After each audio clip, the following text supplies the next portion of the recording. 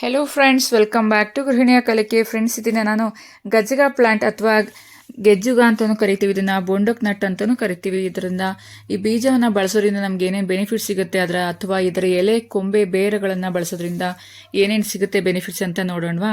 ಮಲೇರಿಯಾಗೆ ಔಷಧಿಯಾಗಿ ಬಳಸಲಾಗುತ್ತೆ ಈ ಗಜ್ಜಗ ಪ್ಲಾಂಟನ್ನು. ಇನ್ನು ಜ್ವರ, ಮಲೇರಿಯಾವನ್ನು ನಿವಾರಿಸಲು ಇದನ್ನು ಬಳಸಲಾಗುತ್ತೆ.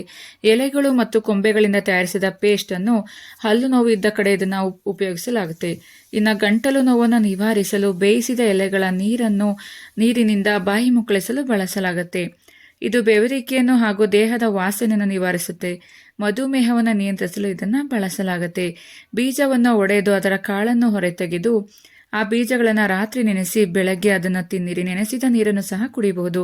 ಈ ರೀತಿ 15 ದಿನಗಳ ಕಾಲ ಮಾಡೋದ್ರಿಂದ ನಿಮ್ಮ ರಕ್ತದಲ್ಲಿನ ಸಕ್ಕರೆ ಮಟ್ಟವನ್ನು ಸಹ ನಿಯಂತ್ರಣದಲ್ಲಿ ಇಟ್ಕೋಬಹುದು. ಬೋಂಡಕ್ ಕಾಳನ್ನು ಹುರಿದು, ಅಂದರೆ ಬೋಂಡಕ್ ಅಂದರೆ ಗಜಗದ ಅದರ ಬೀಜನ ಹೇಳ್ತಾ ಇರೋದು. ಸೊ ಇದನ್ನು ಹುರಿದ ಕಾಳಿನಿಂದ ಕಷಾಯ ತಯಾರಿಸಿ ದಿನಕ್ಕೆ ಒಮ್ಮೆ ಅರ್ಧ ಕಪ್ ಸೇವಿಸಿ. ಈ ರೀತಿ ಮಾಡೋದ್ರಿಂದ ಅಸ್ತಮ ಸಹ ನಿವಾರಣೆನ ಮಾಡ್ಕೋಬಹುದು. ಇನ್ನು ಮಲಬದ್ಧತೆಗೆ ಇದರ ಎಲೆಗಳನ್ನು ಬೆಣ್ಣೆಯಲ್ಲಿ ಹುರಿದು ದಿನಕ್ಕೆ 3 ಬಾರಿ 3 ಗ್ರಾಂ ಸೇವಿಸಿ.